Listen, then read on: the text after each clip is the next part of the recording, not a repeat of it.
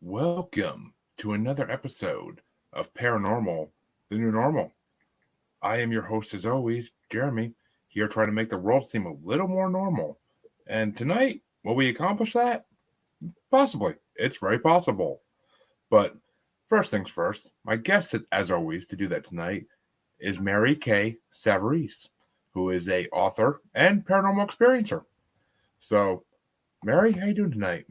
I'm doing great. Thank you very much for asking. How are you? Can't complain. Good. It's been a decent day. And the first question, as all my listeners know, I ask everybody on this show is, what made you get into the paranormal/spiritual world? The experience. I experienced something a couple of decades ago, and at the time I experienced it, I remember everything clearly to this day. Everything I wore, everything I did. But at the time it happened, after it happened, Jeremy, I looked around, I stood up, and I said, don't speak a word to anybody about this. I didn't say anything to my husband, didn't say anything to family or to my friends. And the reason I did not back then is they would have thought I was crazy. But now I speak about it.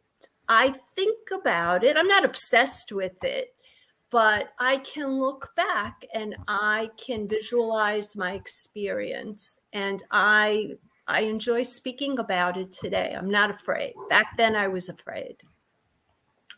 Well, that kind of leads us to my second question I always ask everybody. Have you had any paranormal experiences? You know what? Nothing like this have I ever experienced again. Maybe something minor, but nothing like I experienced this at this point in my life. Well, why don't you go ahead and tell the audience about that experience? I would love to, Jeremy. So several decades ago, my husband and I purchased a home in Westford, Massachusetts. Now, Westford, Massachusetts is at that time, was a small farming community. They had a lot of apple orchards, about 45 minutes out of Boston, Massachusetts. And this home was an 1820 farmhouse. It had an attached barn to the main house, and it was beautiful. It rested on 4 acres, very historical, right on Main Street. I fell in love with it. And the time that we had purchased it, I shortly became pregnant, and it was fall of that year. And it was probably maybe 4 or 5 months after we purchased our home. And unfortunately, it was my first pregnancy and I had miscarried. So it was and just my husband and I lived in this home. And I was very depressed at that point in my life. I was sad. I was working full time. So our intent was, we're going to try again for a family. So winter comes along, and it was early winter. It was January into February. So it was the end of January. And if anybody knows Massachusetts and northern Massachusetts, it is cold and snowy. Well, just to interrupt you, just so you know, yeah, I actually currently live in Gardner, Massachusetts. Oh my gosh, Massachusetts is a wonderful state. I know where that is. I was so sorry to leave Westford, Mass, but we left because of employment back then. Yes. Yeah, I've worked before in Westford, Massachusetts in some of the grocery stores, so I know the area. Okay, now Massachusetts was apple farms. when I lived there. And since then, they've sold off all the farms and they built they built communities. So it's changed a lot. But okay, so we are now, this home was built in 1820. Now, I had found myself pregnant again. So this was late January, and we were blessed again. But Jeremy, I was so fearful about losing this baby at this point in my life. Of So I was course. heading off to work. It was very early in the morning. And I usually come out from the side of the house that had the attached barn. For some reason, I was in the main part of the house and I walked out that door and I stepped on this uneven path. It was covered with snow. Little did I realize underneath what looked perfectly fine was sheets of ice. So I remember exactly what I wore. I stepped out of the house. I was wearing boots with a small heel. I was wearing a long navy blue coat, a scarf. I was carrying a work bag. And it wasn't even, I shouldn't even say work bag. It was a small bag at that time that I considered to be a work bag. So I'm making my way toward the garage was not a place where I could walk into the house. So basically I chose to take this path. Normally I took a different path. It would take me down to the garage. So I am walking and I am almost near the end of this jagged path with stairs that would then lead down to the driveway. And I start to lose my balance. So at this point in my head, what happened was your mind is racing. Now, I can tell you, Jeremy, what happened to me has never happened to me ever again. As I started to fall, now I have to tell you, to the right of me was Main Street, but I had these forsythia bushes. Nothing was on them, but you couldn't see me from the road. Yeah. And I could hear cars. So as I started to fall, I literally went into silence.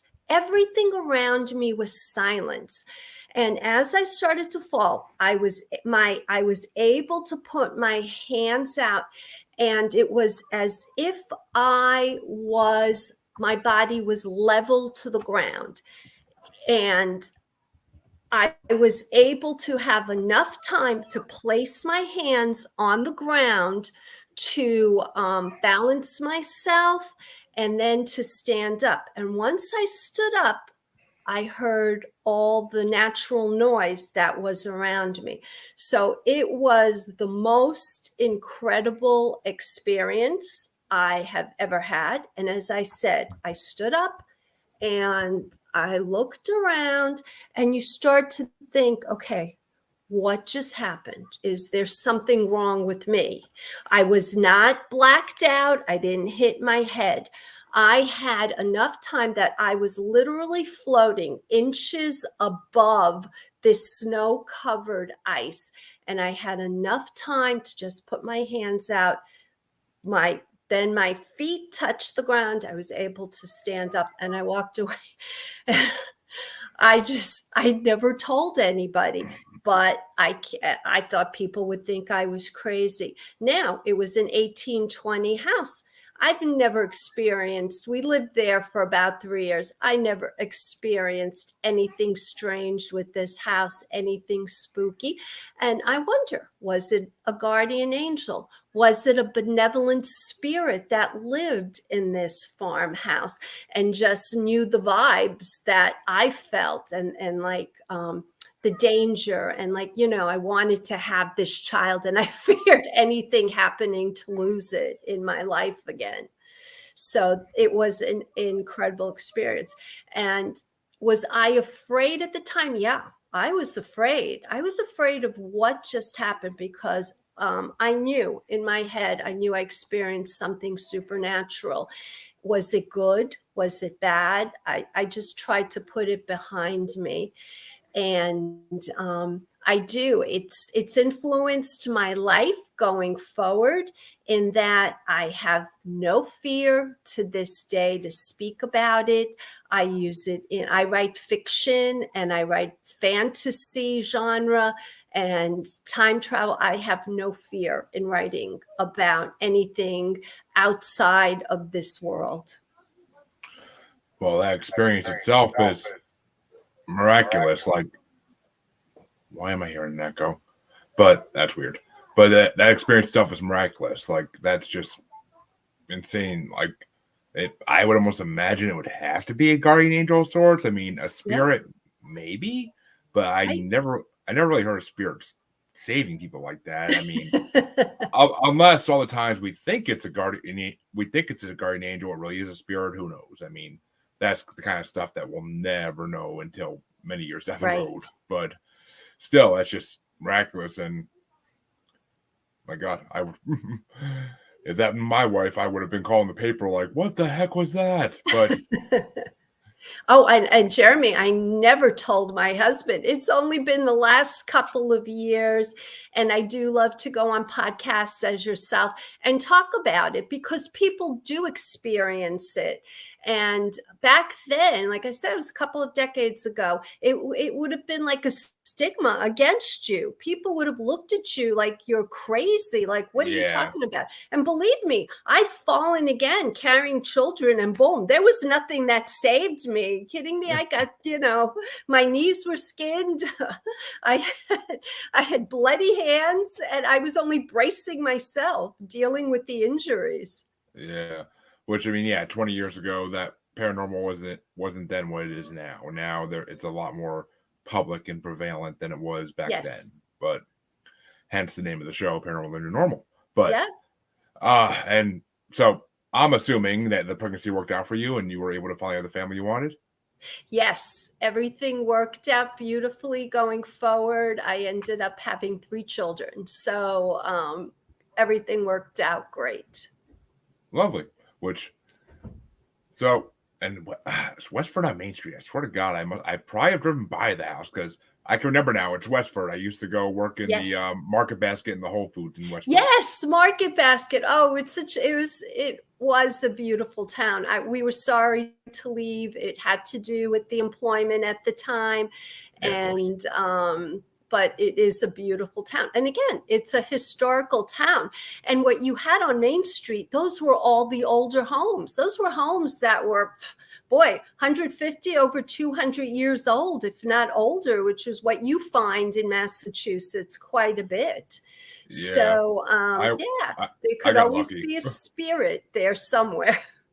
Well, as someone who lives in a house built in the 60s, who has the spirit of the original builder of the house living in his house still, I 100% agree. So, but I got lucky. 1960s. I know people who own 1,800 houses, and they say it's nothing but work having to renovate everything when it starts breaking down. But and I have to tell you, Jeremy, I didn't see anything. Like, as I said, it was like times. The only way I could describe it is time stood still. Everything went quiet. I heard nothing except the noise in my head. So that was another invaluable experience that took place with this supernatural event in my life. Which, I mean, that's also been told before with stories of angel interactions, is that everything goes silent because they're moving you. They're slowing you down or moving you faster than the speed of time. So that's exactly what they did. I was slowed down. Time slowed. It stopped. Wow. I just jaw dropped by that story. Really am. Reading it and hearing it are two different things, because even when I read it, I was amazed, but hearing it is jaw dropped. So I am truly, well, one, blessed that nothing happened to you, and two, just awed by that story. But you became an author after that. How did that help influence you to become an author? It wasn't right after that. It was always something that was on the back burner. And finally, as I became an empty nester and I had that time to myself where I was able to work on a passion, I'm in overnight success, a 10-year overnight success. Yeah. My goal was to be traditionally published. So 10 years ago, a little bit over that now, we didn't have the self-publishing that is available to authors today. It was kind of taboo back then. So I would submit one manuscript after another, and finally a small publishing house was interested. But within my writings, I have no issues trying to, and I write fantasy, so I have to make up worlds. So I don't know what heaven's like. I don't know what hell's like. I don't want to know what hell is like. But I try to make up a fantasy world within my writing, and like the time travel. So all your life experiences are used. And as I said, going forward, it gives me a warm feeling to think about that day. And I don't fear writing about something like that. Like, I honestly, Jeremy, I would stay away from something like with the deep, deep evil in my writing, because I don't want to, but like, as I say, I'll just go up there right to the door, but I wouldn't enter anything that was so evil. But just thinking about other things in the supernatural, I feel comfortable now going forward. Well, let's talk about these books but first things first, I heard you say something about time travel. Yep. Well, I am known as an author. I'm a traditionally published, award-winning. My genre is fantasy. My first novel was a mystery romance intertwined with the supernatural. So the first book that was accepted by the small publishing house took into account supernatural. And what I mean by the supernatural is the reader was able to see, but the protagonist was not able to see that. So that became part of the writing. And I am known for my quirky titles. So that book is titled Tigers Love Bubble Bats and Obsession Perfume. Who knew? And that won 8 awards. And, I've seen that in stores. yeah. And so that was fun. That was very much fun. And I have a wonderful story I'd love to share with your audience. My titles come from the events in my life. I don't have anything yet that says I fell and some guardian protected me. I don't have anything in a title like that yet. But the Tigers Love Bubble Bats and Obsession Perfume, who knew? It's fiction, but it's true. Several years ago, I visited a wildlife reserve in St. Augustine, Florida.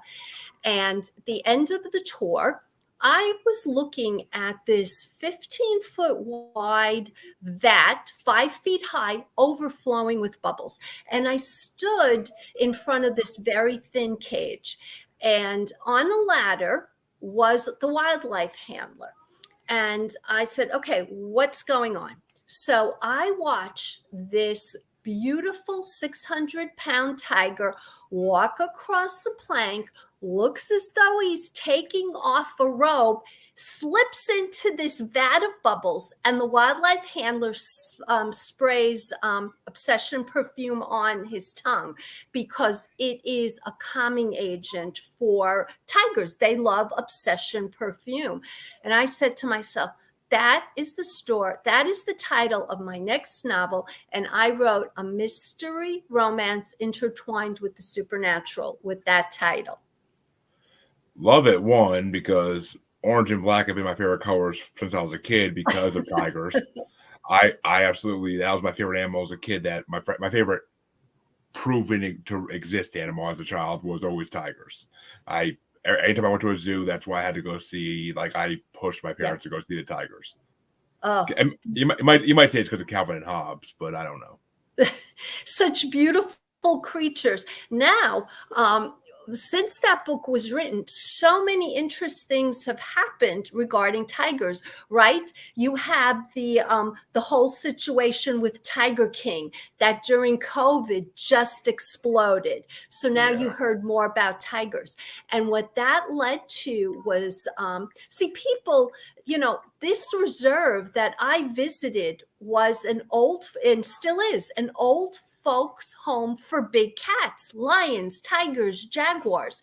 And like, tigers and these animals, these big cats, they can come from movie sets, cable shows. Even people had tigers as pets, and Yeah. they can't deal with them. So they are brought. Thank goodness they have this wildlife reserve you can bring these animals to, and they are taken care of.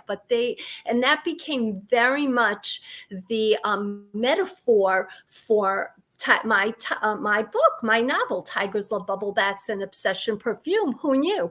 Because these big cats are tossed aside like an old shoe, and so was my protagonist, Angie Pantera. She was tossed aside like an old shoe after 20 years of marriage, and so that's why I stuck with the title. But as I was saying, what then went on was, activists went to Congress and they passed a law that said you can't have a tiger as a pet anymore. So a lot of good things did happen. So it was just so interesting. People always love the title of the book. They find it very fascinating, and tigers are fascinating. And it's true. They love bubble baths. They can be in bubble baths for, hours and hours on end. And the Obsession Perfume wildlife handlers in the wild, they'll spray it on rocks and the tigers will come to it and it relaxes them. Interesting. I wonder if it would work on my dogs, but You can try. I'll try. I mean, if you give them if you blow smoke in their face from a certain other plant, it kind of Yeah. does calm them down a little bit. So, but interesting. And so, what kind of mystery book is this? What is it? Is it like a supernatural mystery or Yes, if your audience loves one murder after another, you will find this here in The Tigers Love Bubble Baths. And as I said, the reader will see, experiences the supernatural. My protagonist does not, because it happens in the supernatural. So yeah, you have to create a whole world around the mystery that is taking place and the murders. Interesting. And was this big cat facility in Massachusetts, just out of curiosity, or was it somewhere else? Oh, Oh, no, this you said St. Augustine, Florida. yes, it was. It's a wildlife reserve in St. Augustine, Florida, that I had visited several years ago. It's the most incredible thing. You can go on the internet and just Google tiger. I mean, my book will come out, but tigers will come up in actual bubble baths, and they just love it. They're covered in bubbles. Yeah, which is, I think I've seen. I think I've seen TikTok videos of that before. If I'm not mistaken. And I have to tell you something so cute. So this past Christmas, the Milwaukee County Zoo had a wish list for their tigers, Cash and Tula, and the tigers wanted bubble bath and Obsession Perfume. So I obliged them. I mailed it to them. And I got back beautiful notes from the zoo that they absolutely loved their bubble baths and Obsession Perfume. But that just warmed my heart, Jeremy, that, the tigers act like just what's so amazing is you take this jungle creature that acts so human in a bubble bath. It's amazing to see. It sounds amazing. And as a big cat lover, I would definitely have to check that out next time I'm down south. I've been to St. Augustine. I feel like I did go to some kind of small zoo there, but but it is St. Augustine Wildlife Reserve. I think I did go there when I was a kid, if I'm not mistaken, or a teenager, but maybe it's highly possible. I just don't remember fully. And now it houses the big cats. It has the old lions, tigers, jaguars, cougars, any big cat they will house. And it's funny with the lions, they will throw them frozen turkeys like a lollipop. And that's another incredible thing to watch, is a lion sucking on a frozen turkey. That would be cute to see. Yeah. And then, Jeremy, I went on to, I had an idea for a trilogy. And the trilogy was a different genre. I went from the murder mystery because I love the genre of fantasy adventure, because to me, fantasy, I mean, life is too real. So I love to write in the genre of fantasy.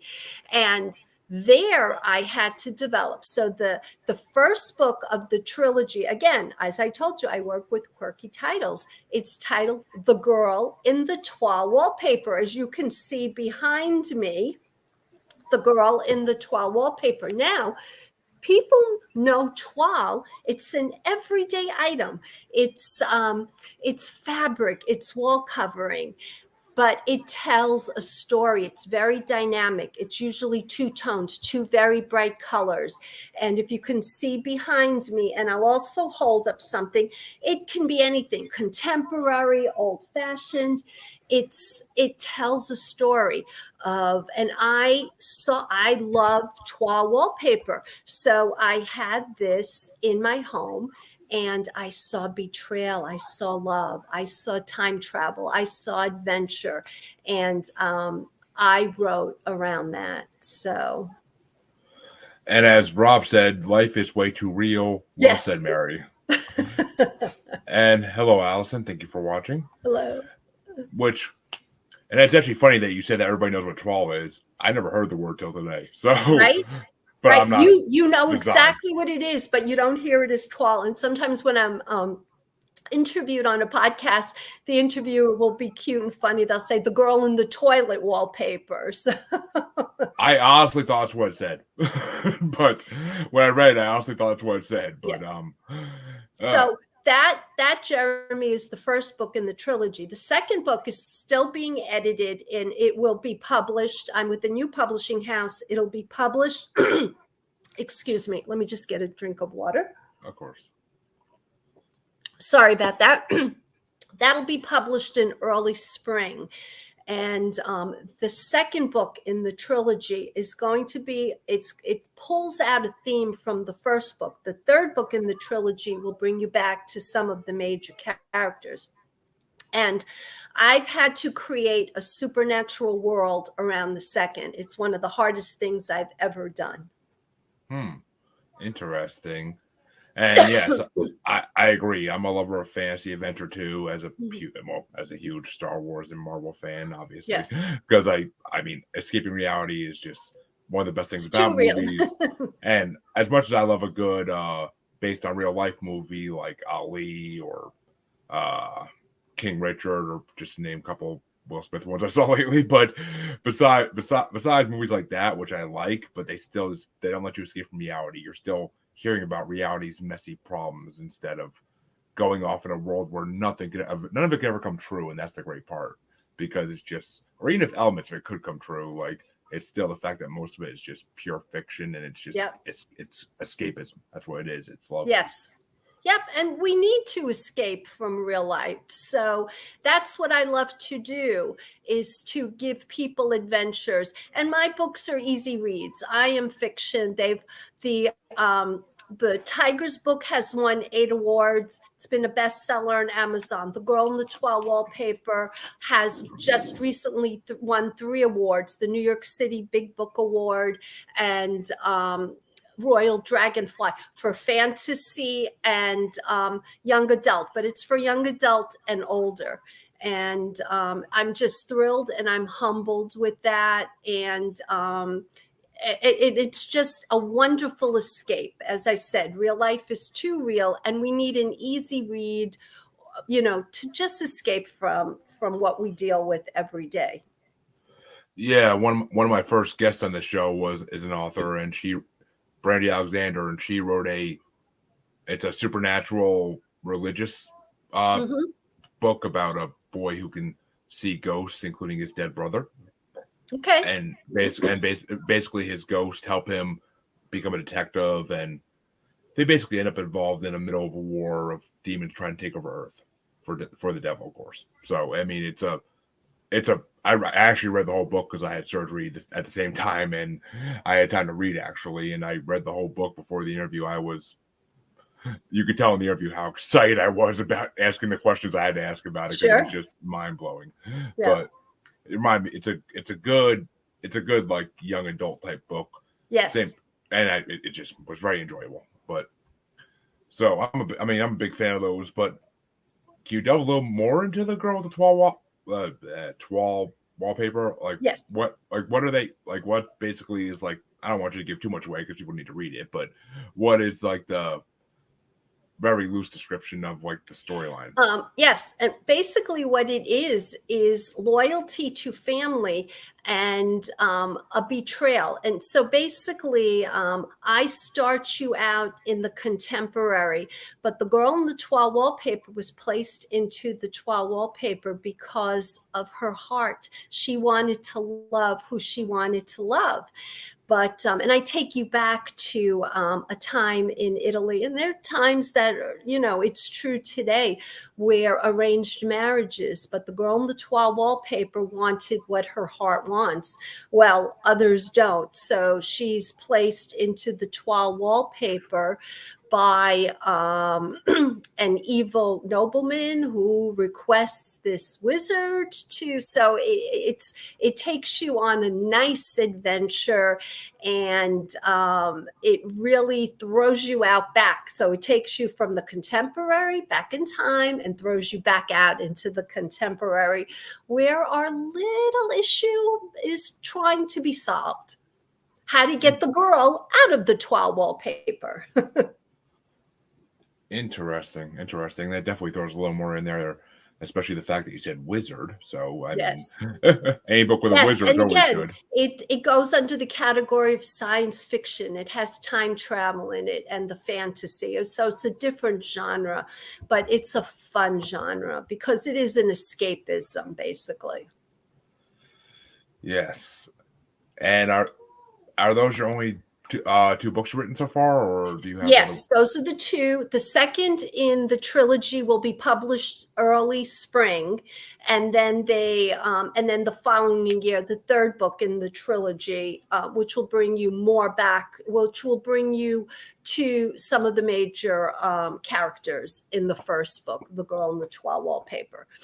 And there's no sequel to the Tigers and loves bubble baths and obsession perfume. That stands on its own. Well, if a book stands on its own, stands on its own. Nothing wrong with that. But let me ask you this, because you did mention Tiger King, and then we kind of just didn't go into that. What do you think about Tiger King and how it affects the way that people see those who take care of tigers? Another big cast. Yeah, you know what? It's either you love Tiger King or people hate Tiger King. And that's what I experienced. I mean, he had a whole world going around outside of those tigers and everything. But as I said, it brought to our nation, it brought to everybody the fact that tigers, can you imagine having a tiger as a pet? And people had them as pets in the United States and around the world. And what did they do? I mean, these tigers, tried to attack these people. So they had to get rid of the tiger. So that's where in the United States, Congress had stepped in. Activists were very much in favor of it. And it did pass that you can no longer have a tiger as a pet.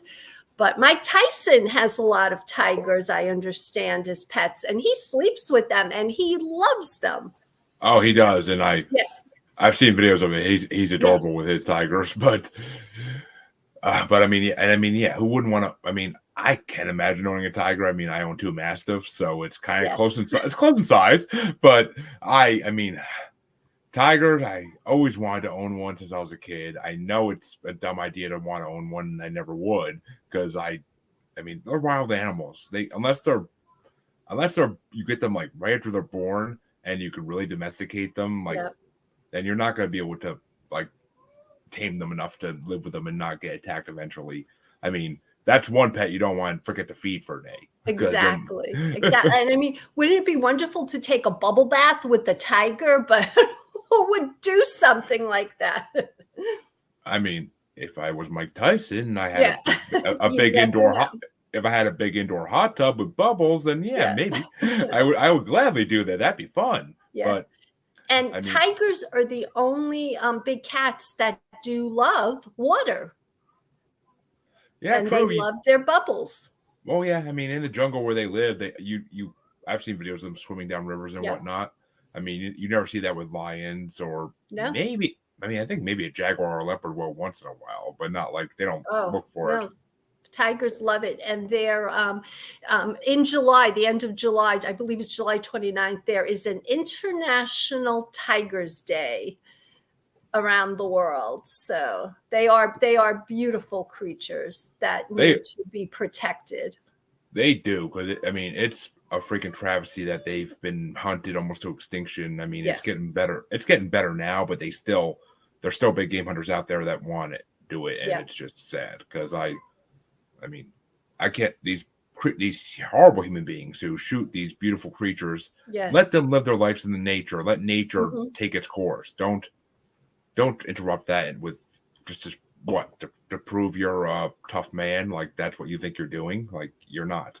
You're proving you need to get led to something to shoot it. Like that's all you're proving.